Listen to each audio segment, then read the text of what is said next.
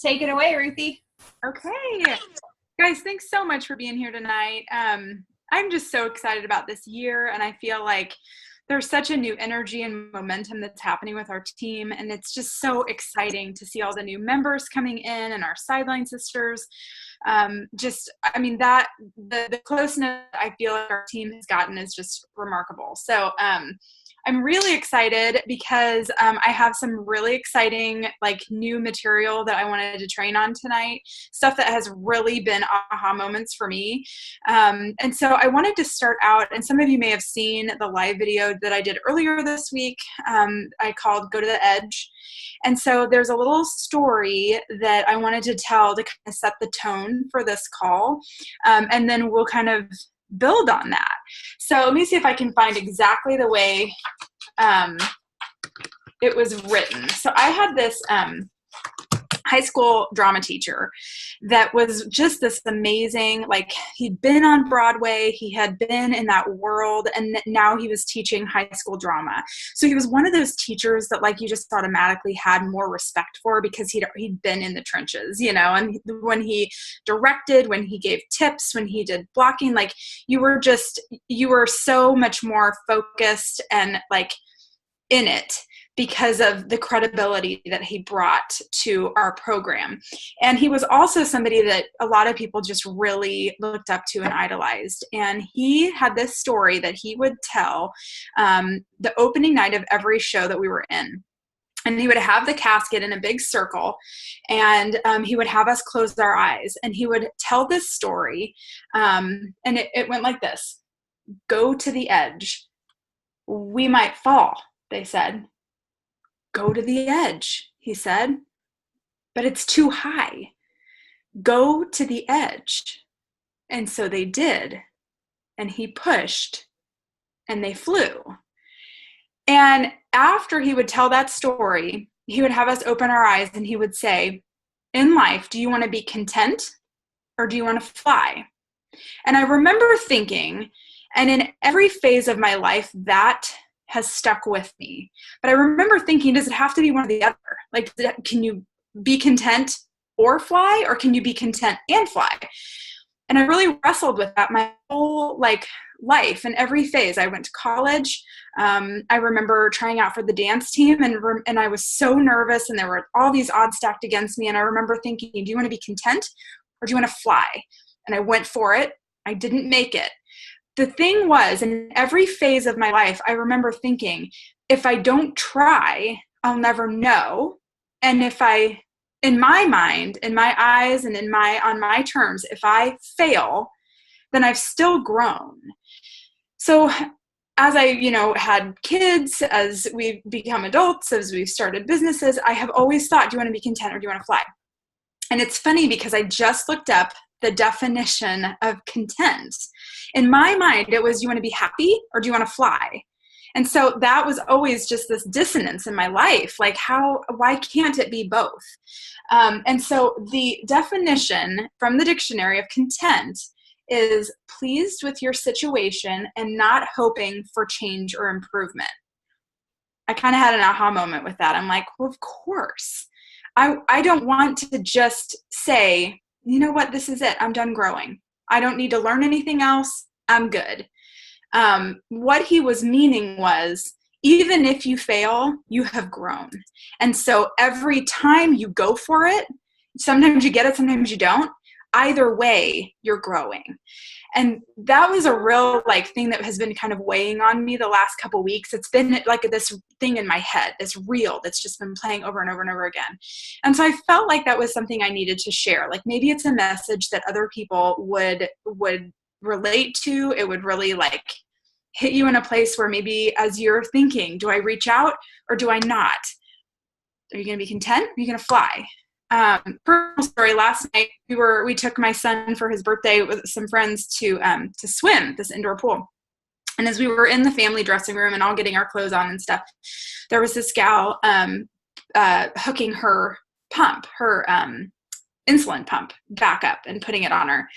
And I was standing there, and I'm like, you want to be content or do you want to fly? I mean, it's weird, like walking up to someone that's half naked in a dressing room and you're like, hey, are you diabetic? Like, but I gave myself a second. I was not going to let her leave without saying something.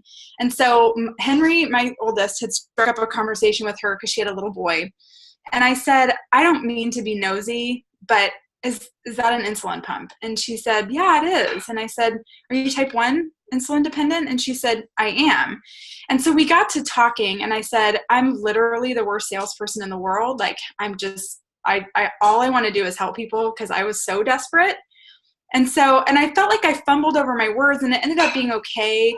And she was really excited. She was like, you wouldn't just be helping me, you'd be helping my mom and my grandma. We're all type 1 insulin dependent diabetics.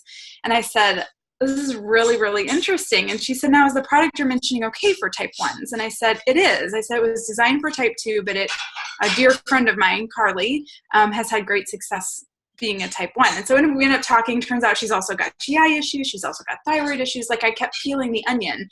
I friended her on Facebook. I've added her to our 7-day challenge. I connected her with Carly today on a private message. And I was like, I felt like I was flying. Like it was just really interesting that again, that metaphor came to my mind. But as I was fumbling over this message, and trying to get it out in the right way, I'm like, gosh, this is an area where I really need to grow. And so as I was kind of thinking about this call and praying about this call, I was thinking, I really want to have some solid steps because I feel like we get you guys excited, we get you motivated, inspired, and then you're like, well, what next? Like, I'm excited. What do I do with all this excitement? So I really dug into this book that I'm reading called Get Over Your Damn Self by Romy Neustadt. Have you guys read that book? It is amazing. It is literally called Your Blueprint to Your Network Marketing Business. And it is along the lines of the Sarah Robbins Rock Your Network Marketing Business book that is like got step by step by step, here's what you do. And I've had just so many, I feel like, so this gal is a skincare person and I think she's Rodan and Fields just from what I'm gathering, but it's very similar and it's all network marketing specific. So sometimes we read books and it's self, development and things, and you can apply it to network marketing, but this is actually like, here's your blueprint. Here's what you're going to do. So I literally took like 3 hours and wrote down everything from these 2 chapters because I felt like the 2 topics that I really want to talk about tonight, she was brilliant. I love the approach to it. I love that it's heart-centered, which is really what our team is born to do. And so I wanted to give you guys some real solid steps on things to do. And number 1, crafting your story, because your story and your why are not the same things. Your why is part of your story, but it's not your story. And I think that is confused a lot of times. And then also I wanted to give you guys specific tips on reaching out. There's 13 steps and there's specific verbiage that I'm going to type up and I'm going to post it in our notes and training page. So you guys have all that. But it's a complete perspective shift. So I want you to go to the edge with me and let me push because this is very different. But I feel in my bones that this is going to change the way that we are able to grow and get in momentum. So I'm going to start out with building your story. So we're talking about crafting and revising your story. And don't try to keep up with the notes so much. You can write down little things here and there, but I really want you to hear this and take it to heart. And then I will post verbiage for you guys, okay? So crafting and revising your story and really getting it down to like under a minute is imperative. And I am notorious for being super long-winded. So I'm going to tell you exactly what she taught us. I have some notes over here. So we've heard, some of us you have heard, facts tell, but stories sell. Yes. Thank you, Brooke. So a well-crafted story is fact wrapped in emotion. So we've also heard emotion drives motion. Is that right? Emotion drives, like it creates motion. So when somebody's emotional, they're going to make decisions. So we have to pull that emotion out of them in order to connect with them in that emotional way, so that they then are moved to make into that decision-making process. So I talked about your story and your why not being the same things. The elements of your story matter immensely. So there's a formula that she gives, which I love, and I'm going to give you an example. Her example. So number one in your formula for crafting your story is who you are and where you've been. Okay. Number two, what has happened in your life to make you look for something more. Number three, how you heard about your company and why you had to be a part of it. Number four, what it's doing for you or what it's going to do for you. So those are the four elements of your story that need to be under a minute. So this is why you have to be really intentional about writing your story and practicing it, and then it becoming a part of you and being very easy that it just comes out. So that's a little bit of rehearsing. I practice mine in the shower. I just kind of talk to myself to the wall, and I practice it here and there and, whatever. But it's really important to get that story down. Okay, so the point that she made about this is that the person you're talking to is much more important than you and your story in this conversation. So tell it and then move on to them and their questions. So you want it to be quick. You don't want to say anything that is redundant or superfluous. So she says, if you've said something in 100 words that could be said in 50, cut it. So you want to get this down to a really concise story.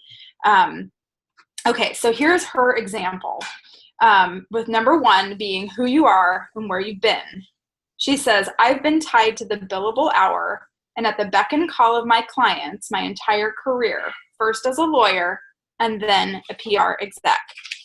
Number two, going with what's happened in your life to make you look for something more. But as a mom of two little ones, I wanted more flexibility to own my schedule and make money to get further ahead. That's a tall order for a working mom, but I found a way to have it. Number three, how you heard about your company and why you just had to be a part of it.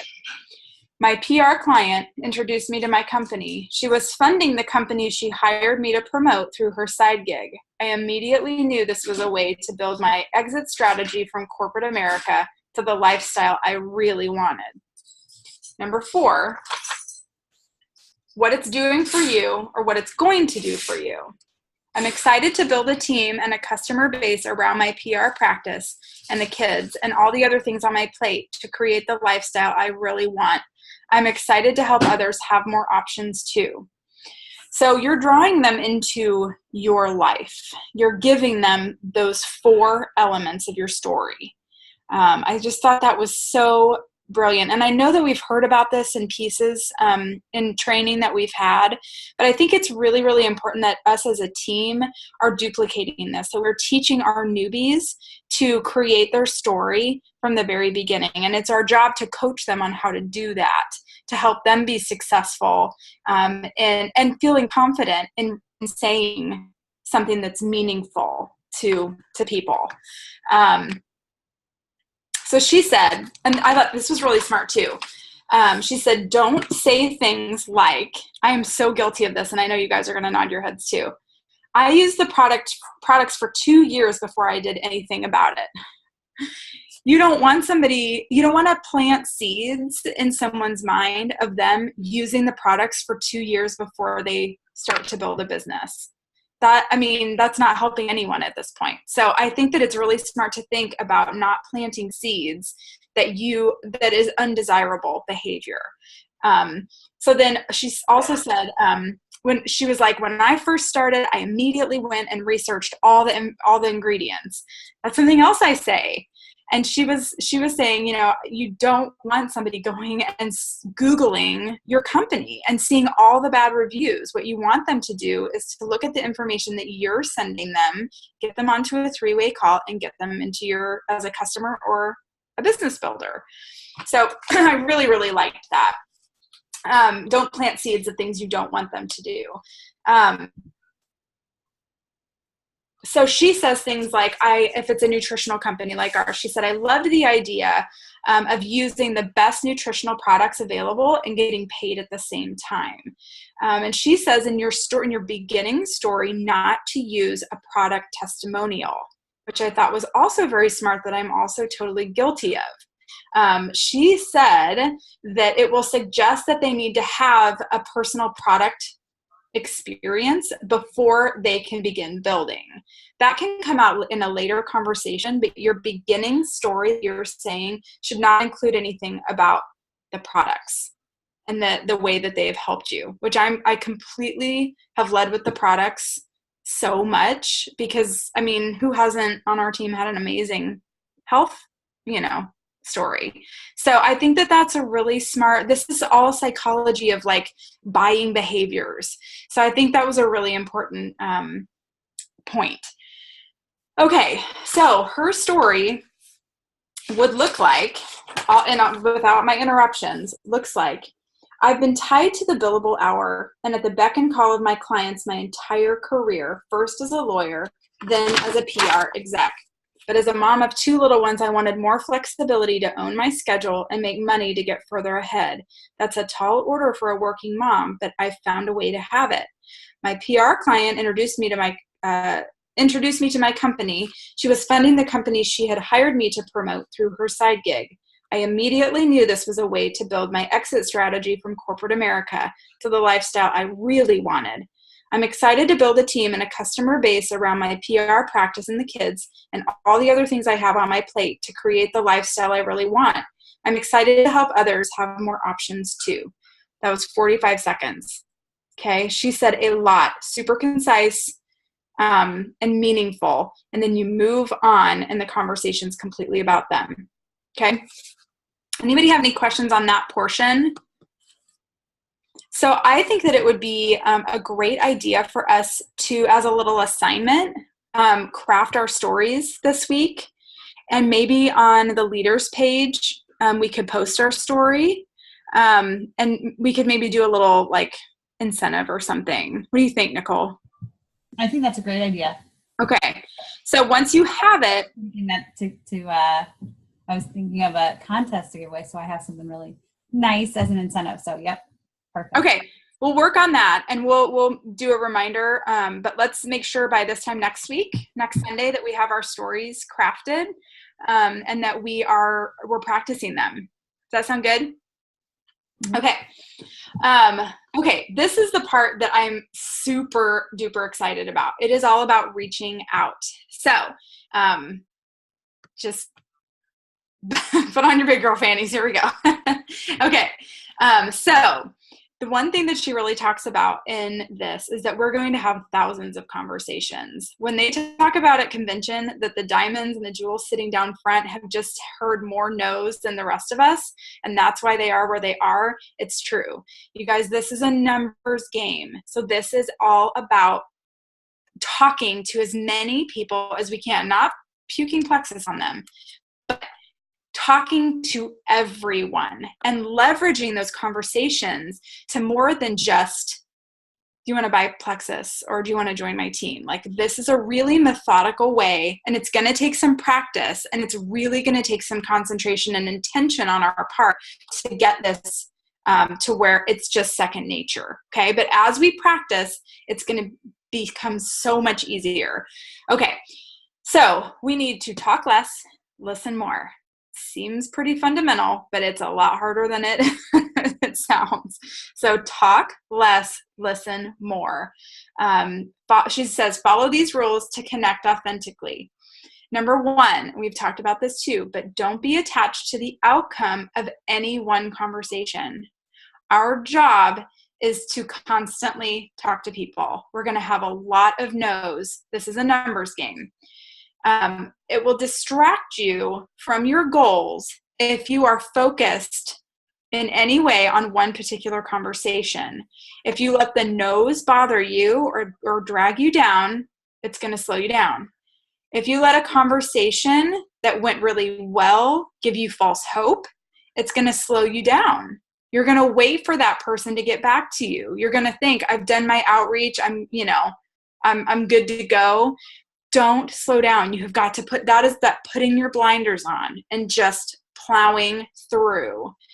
That was number one. Don't attach to the outcome, good or bad, of any one conversation. Just keep going. Number two, don't be on the hunt. We've talked about this hunter-gatherer type of, I don't know if it's gatherer, but the hunter mentality. Don't think like that. If your mentality is, who am I going to get today, then you're more focused on your own agenda than on listening to the people that you're talking to. You will seem aggressive, pushy, and desperate. That's literally the worst thing in this business. So you need to be adopting an attitude of, I have something special to share, and I'm looking for people who want what I have to offer. That's a perspective shift. And I know we've talked about that before, but I think, again, just shifting that and saying, I have something that is a gift, and I am looking for people who want what I have. We're not salespeople, we're share people. That we've talked about a ton. You don't want to be focused on what you can get from other people, but you need to be genuinely interested in their lives, their hopes, their dreams, their goals. Be interested in giving.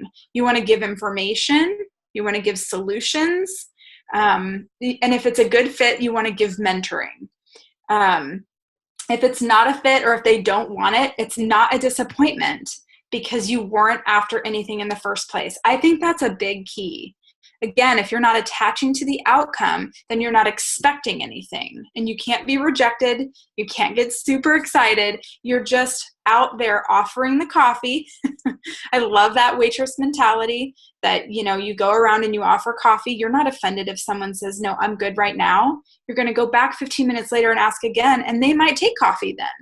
So I think that that's a really important thing, that you are focused on sharing what you have. And if it's a fit for somebody, then great. If it's not, you weren't expecting anything anyway, so it's not a disappointment.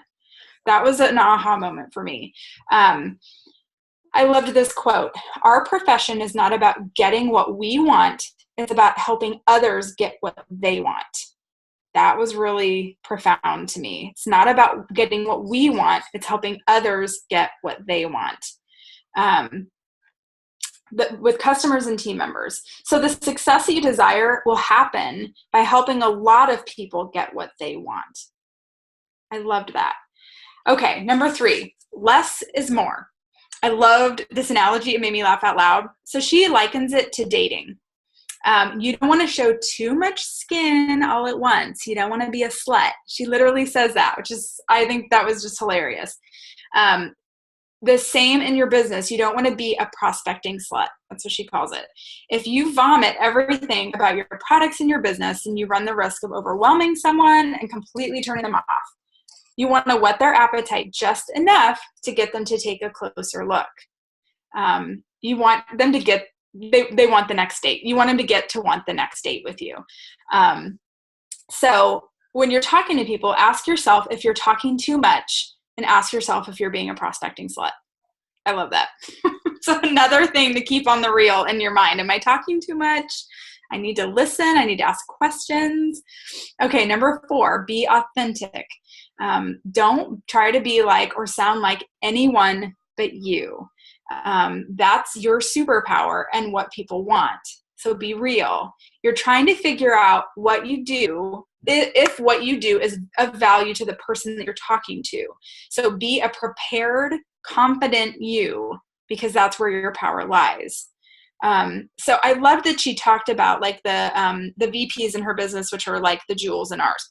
When you think about Emily Roberts, Jen Hawkins, Celeste, when you think about all those diamonds, they are so them, like you can say, okay, the person I'm talking to would really like Jen because she's the same type of person. So you don't want to try to mimic someone else, because you are going to be totally you. And when you get to be a diamond, someone's going to say, oh my gosh, this person would totally love Nicole because Nicole is hilarious and loves movies, and she's, da da da. So be you always, and let that come through in your social media, in your outreach, in every part of your business. You have to make it completely you, which is why we tell you when you're copying and pasting a post from someone else, make sure you put your own spin on it, and that you put something at the beginning that your followers and your audience know it's your voice coming through, that you shared it for this reason because you thought XYZ. Okay, number 5. You cannot say the wrong thing to the right person. Think about that for a second. So you need to talk live as much as possible to people. Don't hide behind your computer, and don't let the fear of not saying things perfectly keep you from reaching out. So there was a quote that she said from Tony Robbins, which is, perfection is the absolute lowest standard you can have for yourself because it's absolutely impossible to attain. I really liked that. So she then talked about this circular thinking, the chicken and the egg, that you're afraid to reach out because you don't know what to say, but the only way you're going to get better at reaching out is if you practice and you reach out to a bunch of people. So you get trapped in this circular thinking all the while somebody is going and getting to your list and they're recruiting them to their business. And that's that we talk a lot about, you have gold in your backyard. And somebody, when you sign up and you say yes to your business, you're being handed a pickaxe. And you have to go in your backyard and you have to dig for that gold. And the thing is, so we say a lot of times, if like, I know that Kay and I have a few people in our circles that overlap. And she had somebody that was with Rodan and Fields or something that she said, oh my gosh, that girl joined Rodan and Fields and she was on my chicken list. And I was like, somebody got in your backyard, dude. Like somebody went in her backyard and her list and her network and got that person because she had put that person on a pedestal and said, I'm afraid to reach out to them. I don't know what to say. So that was a real learning opportunity for both of us. I mean, we both had that sense of urgency then to make sure we're reaching out to those most prominent people on our chicken list and in our networks. So I think that's a really, really good nugget to take from this, is you have to get out of your own head with that circular thinking. The only way that you're going to get better at all this is by practicing. So you have to do it. You just have to. All right, let's see what's next here. And timing's everything. I mean, in addition to this being a numbers game, a lot of times I'll say in my messaging, I know timing's everything with stuff like this. So, the thing is, if you hit somebody at the right time for them and they need what you have, they're going to bite. And it's just about timing and consistently reaching out and offering what we have, and you'll get those bites. Number 6, if you are finding yourself convincing, stop it. I'm totally guilty of this too, you guys. You want to avoid going into convincing mode. So if you're saying things like, I need to convince Jane to jump in, if it feels like you're trying to drag your prospect to a purchase or an enrollment, then you're in convincing mode. It makes them want to run the other way, or if they do end up joining or buying, they really don't want to be there because it really wasn't their decision. I think that's a little tough love that we all need. If you see the vision for somebody, I had a situation a couple weeks ago where I had gone down that path. I had seen this for somebody that I felt like her values, her lifestyle, everything lined up so well. She's super involved in church. She's a giver and a lovey. And she said, this is not for me.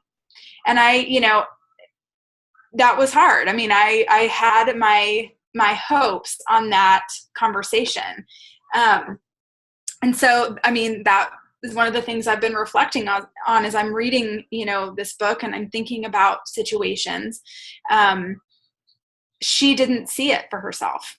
And that's not something that I can help her change. And I certainly don't want to convince her to do this and then have her resent me for convincing her to do something she really didn't have her heart in.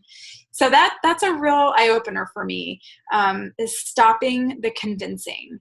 So in these later ones, we're really talking about how to do that attraction marketing. Number 7, okay, so then on the heels of that convincing thing, she says, ask the right questions to help them see if this is a solution, or and they may just not be ready.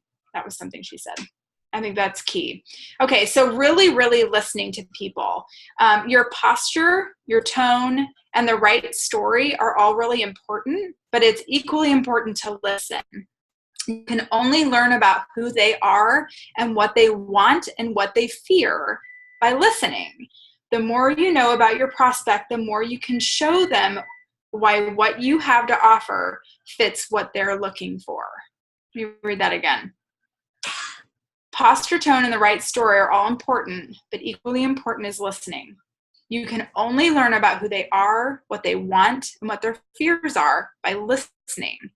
The more you know about your prospect, the more you can show them why what you have to offer fits what they're looking for. So there, you have a solution to their problem. I thought this was smart. Working from appointment to appointment is number 8. If you feel like you're chasing your prospects after you talk to them, it's because you're not setting the next appointment while you're in the current space with them. Being professional is not being pushy. Your time is valuable just like your prospect's time. So working from appointment to appointment, usually not more than like 24 to 48 hours between them, is smart. So when you're on the phone with them or you're talking with them, then you set the next appointment to say, let's continue our conversation, or let me call you at this time and we'll get you signed up. So appointment to appointment to appointment. Don't get off the phone without having your next touch point set. Guiding them through the process of how, so you want to guide your prospect through the process of how she fits into your business, either as a customer, a business builder, or a referral source. Setting the next appointment during your current touch point makes for a much more enjoyable process for everyone involved. Number 9, don't count your chickens. I have a saying, it's trash till it's cash. So it's tempting to put a tally mark in your win column for a person before they sign up or join, but don't do it. If you prematurely count your prospect you'll slow down your prospecting flow. So again, it's knocking you off track with your goals, and it's prematurely counting them as a member of your team before they've really done anything. Number 10, lead with the business every time. She says then pivot to referrals and default to the products. That's something we had kind of touched on in the last couple weeks as well. But I thought that was, leading with the business and then pivoting to referrals, because we had talked about leading with the business, fall back on the products, and then go to referrals. But I think switching that order a little bit and leading with the business, pivoting to referrals, and then defaulting to the products. I liked how she said you back yourself in a corner. If you lead with the products and they say, I'm not interested, you have nowhere to go from there. If you're like, okay, well, you're not interested in the products, well, then you really should look at this business opportunity that revolves completely around the products that you're disinterested in.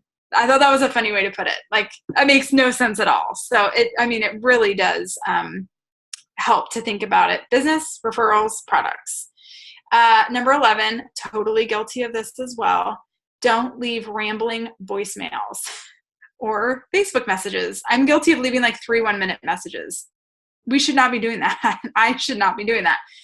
It says be brief, be breezy, and let them know you'll be calling back if you don't hear from them first. So here's some verbiage that I loved, and I'll post this for you guys. Like, hey, Jane, it's Ruth. Sorry I missed you, but I'd love to pick your brain about something. I'm available to talk tonight at 8 o'clock or tomorrow at 10 a.m. Give me a call, and if I don't hear from you, I'll give you a buzz tomorrow. Thanks. Talk soon. So you don't go into what it is. You just say, I noticed that this author she says a lot. She's got the same scripts. And I love that, because when you really get down what you're saying, it's so natural. So she says, I want to pick your brain all the time. And I love that.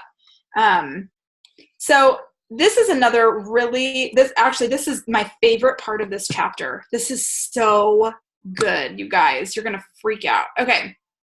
So leading with what is in it for them. So this she calls WIIFT, what's in it for them. And you want to lead with this because you're connecting the dots between what you have to offer and what it could do for them. And it helps you connect emotionally really quickly. And it helps them know that people just like them are building a business like this and finding success. Your conversations become more natural, efficient, and interactive. They're true conversations, and the closing rates went up.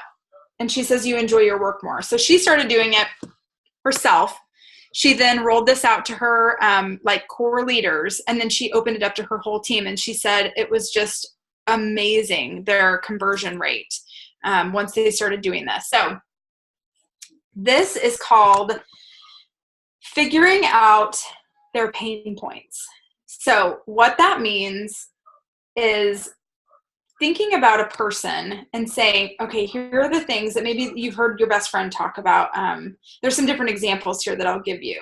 But this is going to help you. This activity is going to help you guys craft your opening message to people. And then, and it's the same formula for every single conversation. So what she said is to draw a line down the middle of your paper, and on one side put pain, and on the other side put no pain. So what you're going to do is identify a few pain points for them, and then how your business opportunity can alleviate and relieve that pain for them. So this was her first one. It was a stay-at-home mom that was a former high-powered executive. This friend mentioned that she misses adult time because her head is turning to mush being around toddlers all the time. And it's been really hard to go to one paycheck, and that she's really tired of having to ask her husband before she spends money. What they said, what she was talking about, she also missed making her own money. So under pain, for this particular scenario, it would be her pain points are misses making her own money, misses time with adults, and she misses an identity outside of wife and mom. So on the no pain side, how this could relieve her pain, she would be bringing in income, she would have a social and collaborative business, and she can have it all as a hands-on mom. So the authentic conversation opener with those pain points in mind would look something like this. Hey, Jane, it's Ruth. You've been on my mind a lot lately. Do you have a few minutes for me to pick your brain about something? I need about 5 minutes. Is this a good time? So this is if you get them on the phone. If she says no, then right there, book another time, okay? If she says, and then if she says no, say no problem. Let's work around your schedule. I'll call you again tonight. I have 8 o'clock or 9 o'clock available. So you give them 2 options. If she says, yes, it's a good time, then your conversation continues. I've been thinking about you a lot.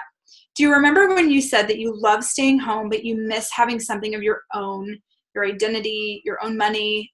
I thought of you because I'm working with so many women just like you, spending part-time hours building lucrative businesses of their own while being hands-on moms with flexible schedules.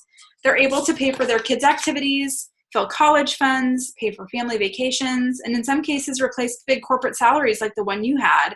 I have no idea if this would be a fit for you, but it may be a way for you to have your cake and eat it too. I'd love to tell you what I'm up to. So in that opening statement, you have touched on her pain points. You've given her a solution, but again, there's no emotion attached to it because you're saying, I have no idea if this would be a fit for you, but maybe we should explore it. So I love everything about that. I just think it's a really, really smart way to approach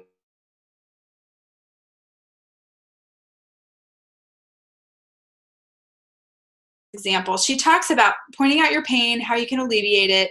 If she's curious after you say that, then you can have some introductory message points about your company. You can then transition to your personal story that we just talked about crafting and the key attributes of the products. And then you can say, are you intrigued enough to learn more to see if this might be a good fit for you? You're not attached to yes or no. You're just sharing and helping Jane figure out if this might be a good fit for her. So I thought that was a really good, like, step-by-step, again, putting structure around these reach outs. The next scenario is somebody that is in corporate America, okay? Somebody that is a lawyer and a mom. So she said her pain points would be let's see what I do here. Okay, so this was somebody that she said was a mom of one of her kids' like basketball team. And she doesn't know this woman very well, but it's somebody that she knows as a lawyer, and she always is like showing up late and really harried looking to the basketball games and activities and stuff. So you can make some general assumptions based on what you do know about the person, even if you don't know them very well. So she's thinking, as a lawyer and a mom, this woman is on a hamster wheel. She's often late to activities, looking kind of crazed, don't know her well, but you can make educated guesses about her pain. So pain may be something like she wants more flexibility, she's exhausted all the time, she's, how she could escape the corporate grind, but her family depends on her lawyer income, tired of an impossible schedule, needs the lawyer income, but doesn't love the pressure at work. So those are some possible pain points for her. So under the no pain, it could be that, I know people that want a flexible schedule for their family. They can grow a replacement income, and they can add more fun to their lives. So her message with this scenario was, Dana, I see what you do. You're a superwoman with your huge job and your kids. I wanted to tell you about my business because I work with so many working moms like you, juggling kids and their demanding jobs. They're building side businesses big enough to give them choices, including being able to leave the corporate grind. I'd love to tell you what I'm up to, even if it's not a fit for you. I have a feeling you're going to know some people I can help. So I loved that. Again, it wasn't shining that interrogation light right on her. It was kind of displacing it a little bit to where it was, creating that curiosity with this person. These are bold outreaches, you guys. I know that this is scary. But I think that it's really getting into those emotional connections. So she said that if you see people on Facebook, maybe you haven't talked to them in like 20 years or something, that you can use Facebook to sleuth for pain points. There was one situation, this was a real scenario she had with a team member of hers, that there was a gal that she wanted to approach. It was a friend of hers, I think, from high school or something, and hadn't talked to her for a really long time. And she said, I don't know much, but I know that she likes to travel and she likes the finer things. She had like a really expensive bag she was saying she was so excited about, jewelry. And then she also has a high school senior prepping for college. So they put together a couple of little pain points. Has expensive taste and a kid going to college soon. So on the no pain side, more income, filling the college fund. Her Facebook message, she didn't have a phone number or an email, so she left a voice message. She said, we haven't talked in ages, but I love keeping up with you through Facebook. I'm so glad to see life is treating you well. I'd love to pick your brain about my biz, as I have a feeling you may know some people in, she said Louisville, but wherever this person lives, that I could help. I work with lots of women who love earning extra money for travel or a shameless shoe fund, or even filling their college funds. Looks like you have a son that may be there soon. You may want to look at this for yourself. I wanted to find 10 minutes to talk. Well, better make it 20 so we can properly catch up. I'm available tomorrow night at 8 or 8:30 or Thursday at noon. Let me know what time and the best number to reach you. So she said, I intentionally gave, knowing she's a full-time working mom, 2 evening times and 1 possible lunch hour time. So in this particular scenario, the woman said that the opportunity was not for her. She absolutely loved her job, but she connected this girl with a friend with similar tastes, loving to travel, shoes, blah, blah, blah, and with high school kids. And this gal became a business builder for her. And then the friend that she originally reached out to became a customer. So you see how you're really leveraging that conversation, that she gave you a referral of somebody who became a member of her team. And then the original person became a customer to use the products. So it's just so smart. It's like, it's just all about strategy. Okay. So let's see. So many people just like you. Okay, I don't know where I went with this, but it said, I think like a generic message is, that you're working with people just like that person. I know so many people just like you who have been successful doing what I do. So I thought you'd want to take a look to see if this could be a fit for you too. So again, it's just sharing. It's not putting them on the spot or saying, I'm sure you're miserable in your life and you should do this. It's offering them an opportunity. Okay, so getting in action. Number 13, if it's a no to the business, then ask for referrals. And so this was a verbiage that she used. Again, I really liked it. So if somebody says, I'm really not interested, just say, I totally get that this isn't for you. It's not for everyone, but I'd like to pick your brain about your network, as you likely know some people I could help. Do you have a couple more minutes for me to describe exactly who I'm looking for so we can see who pops into your head? So with that, she said, number one, I'm asking for permission to continue. Again, encouraging that conversation. And number two, you're planting the seeds that names are going to pop into her head. So you're guiding this entire process. This is going to take a lot of practice, but you guys, this is so smart. So we need to be specific in who we're looking for.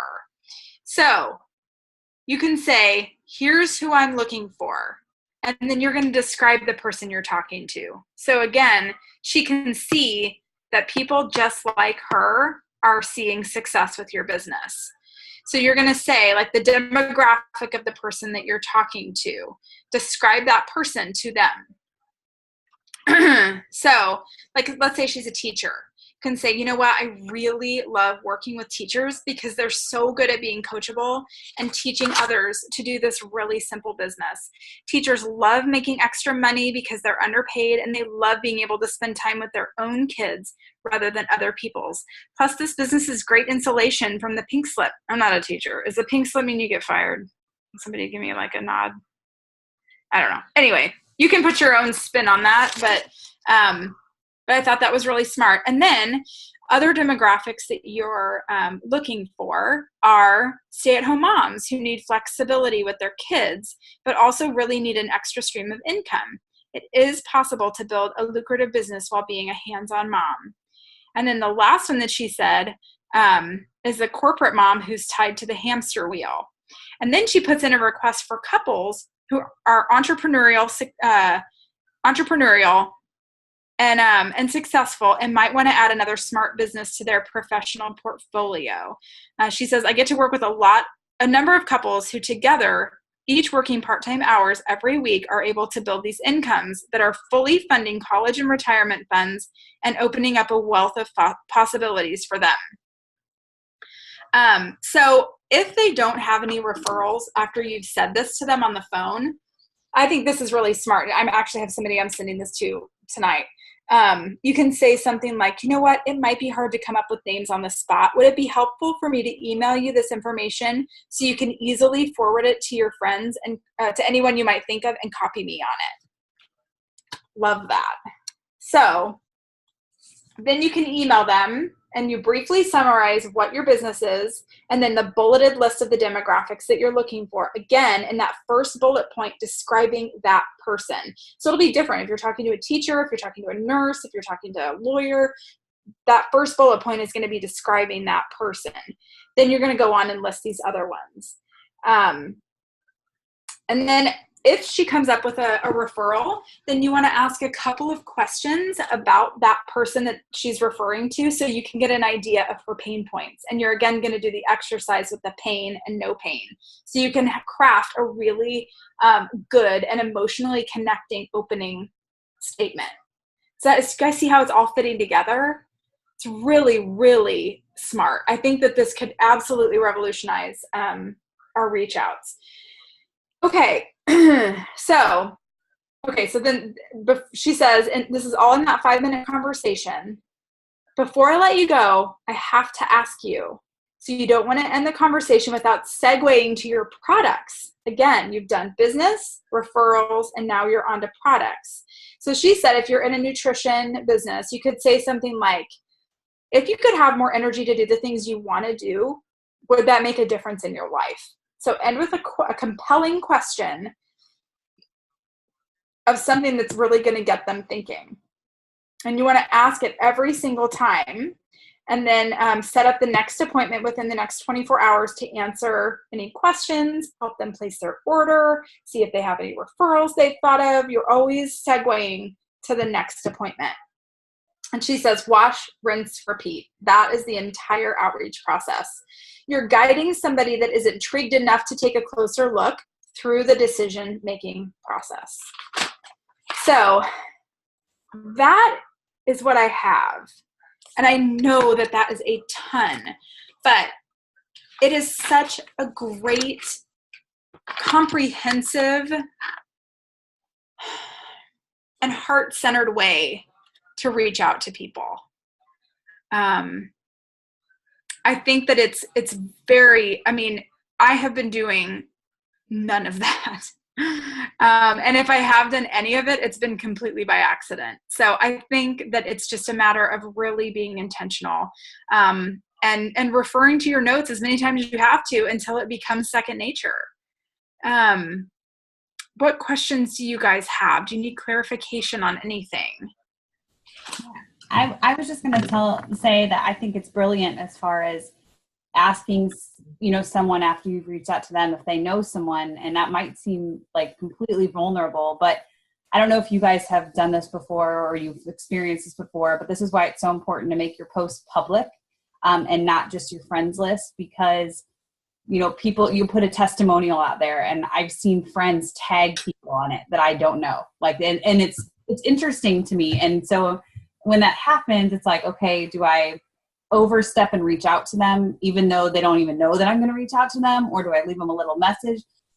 And I think asking for referrals behind the scenes so that it's not really out there open in the public can be huge and go a far way. And they have to know something. We have products that help with so many things, so they have to know someone that needs help with something. And it just takes the question to ask. So I really liked that, Ruth. I thought that's perfect. I don't do that a lot. I don't do it enough. So I don't think any of us do. Mm-mm. But this is a way to leverage every single prospect that you have, allowing them every opportunity to be a part of your business, refer people that you could help. It is not bugging people. It's who can I help? Who can I offer this incredible opportunity for that's going to be, this is going to be an answer to prayer to.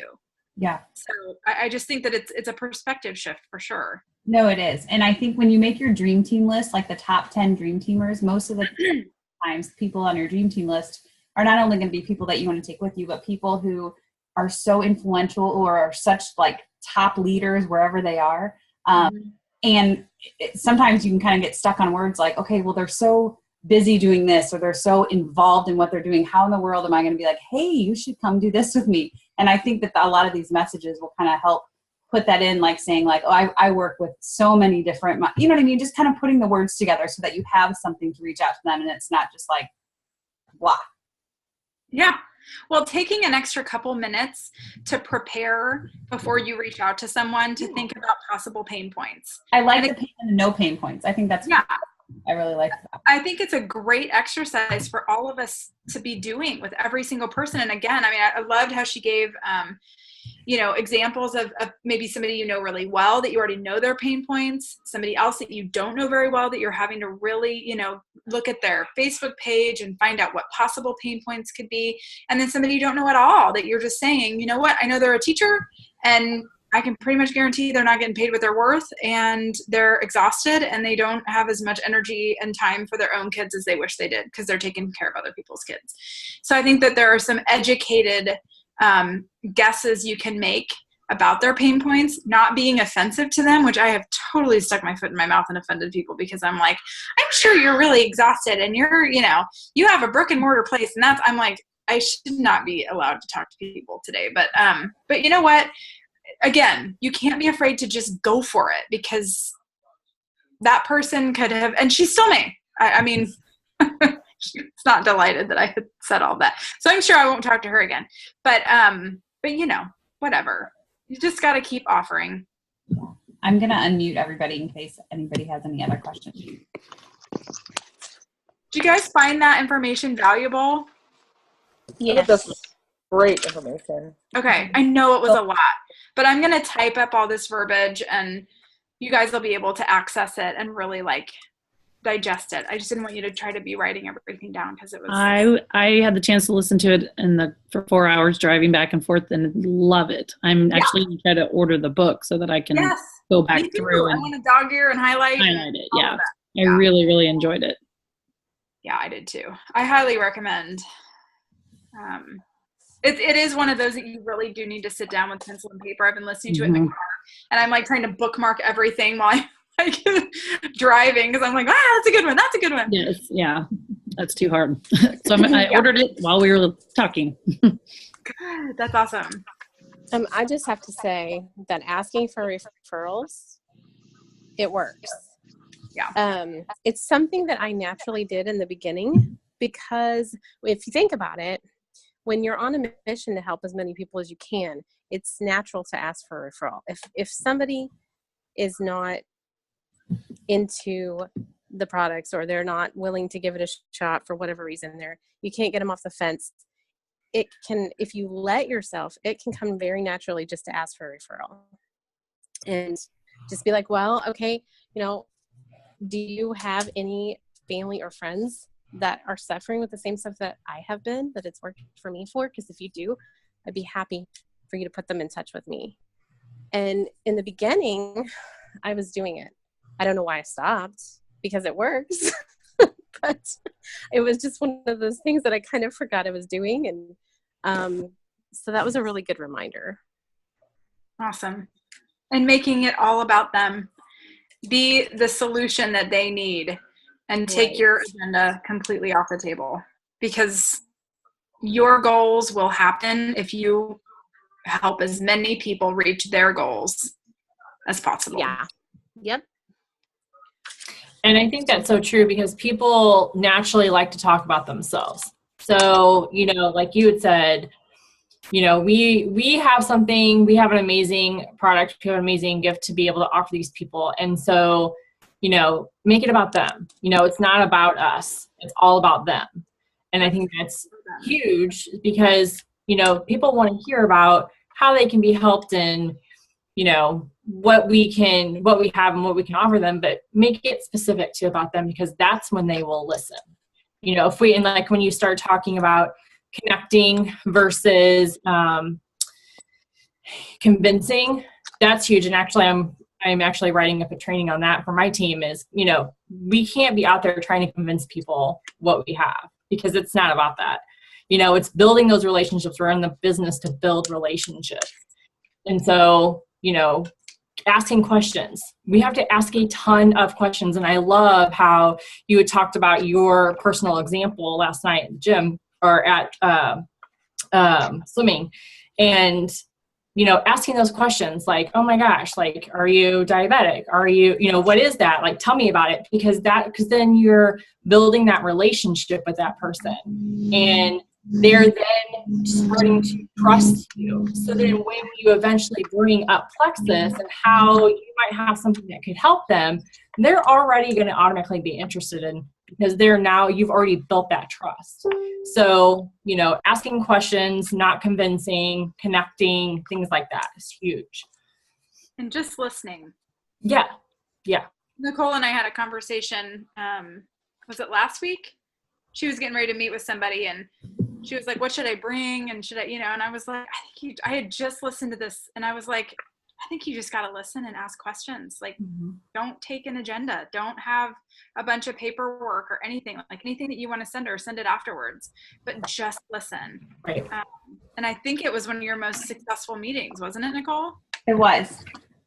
Yeah, it absolutely was. And I think that you can approach someone and kind of come off maybe a little bit salesy if you have all these papers and different things like that. But if you just go just yourself and just have a conversation and just ask the questions, kind of like what Ruth said, peel the onion and just listen.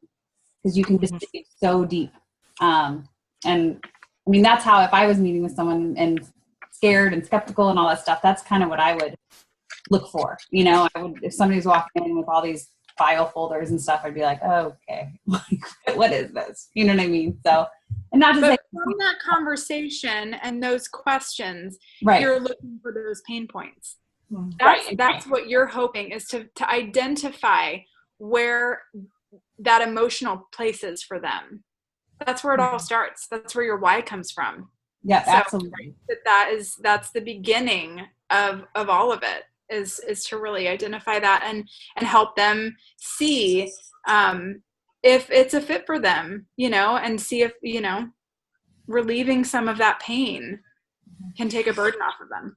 And I think too, like, and to your point about not going in with agenda, because I think at that point in time is when we are foreseeing the end result, which we have no idea what their end result's going to be. It's not up to us to know what the end result's going to be. So when you go into a conversation with someone, you have to be completely open and completely casual in your conversations, because you are getting to know those people. You are asking those questions. And like Nicole, it's just like, if you have an agenda, you are coming off as being a salesperson.